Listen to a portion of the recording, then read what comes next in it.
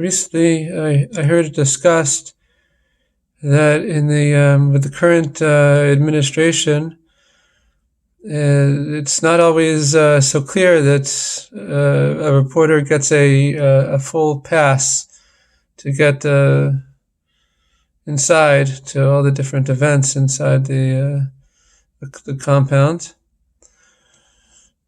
inside the White House. And they were discussing how this is a good thing ultimately, because it leads to objectivity of reporting. That if you're on the outside, that you could be more objective in how you view the situation. And I took this to heart. I remember there was one time I organized a class in Chabad of Great Neck by my teacher Rabbi Ginsburg, and I organized it. I worked with the rabbi, and it turns out that there was close to 250 people, a nice attendance. I was happy. I was happy when I heard that. But although I helped to organize the event, I was not there. I was helping out with my family, and I stayed in Crown Heights. And I remember thinking at that time that here I can hopefully there's recordings. I could listen or watch the class after, and but I'm able to just connect with the teachings. It's also good to go to the class and to connect, to be in part of the class. But if it's not possible, if there's other obligations, so then it's okay to stay behind and then to focus on what you can focus on apart from the going on of the class at the time. And I had another class that, again, the kids, my girls were young, and it was in Los Angeles, and I went for maybe half the class.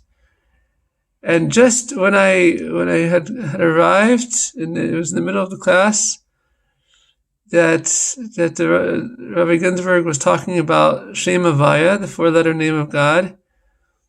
And he was saying that the Yud and Hey, are the mother and the father, and they give birth to the children, Vav and Hey. And I remember thinking that here I was trying to be a good parent, and although I only had half, really sometimes from the half you can get the full experience. Meaning what? That is explained that the Shem Havaya, that the Yud and the Hey is on the concealed plane, and the Vav and the Hey, the children, as I just said. So that's the revealed plane. So for me, half the class was revealed, and half was there for half the time. And just when I had arrived, it was discussing this concept of this whole and the half dichotomy. So sometimes a half is what you get, and the other half you're spending with your family, but it's all good, that's what Hashem decided. And since I moved back from Israel, I moved to Israel to work for the Rav Ginsburg.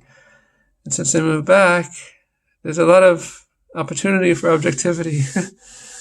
I don't have that pass. There's a recent class on Tu B'Shvat in English, and I probably know maybe everyone that sat around the table in Kor Chabad. At least most of the people there. I didn't see the camera pan, but I saw a few of them. So the ones that were in the lens of the camera, that I knew them. I know them. But here I was. Here I am in America. So what can we learn from that?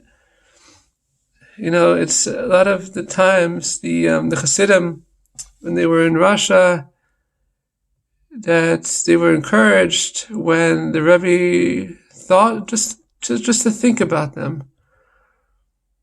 When the Hasidim would write a letter, a pidyon nefesh, an accounting of their soul reckoning in their mind, because they didn't have paper and pen in prison, and they would write this letter and they would send it to the Rebbe, to the Frierdiker Rebbe, the Rebbe Yosef Yitzchak Schneerson, and the Rebbe would get it.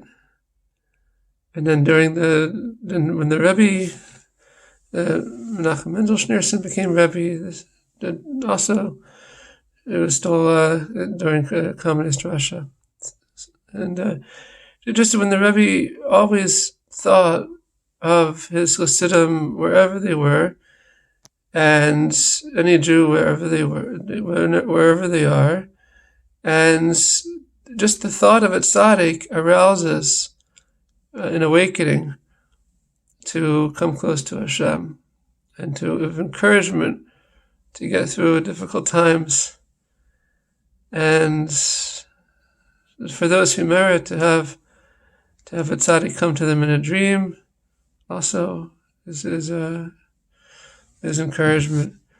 So those are just some thoughts that I thought to share. Okay, good night.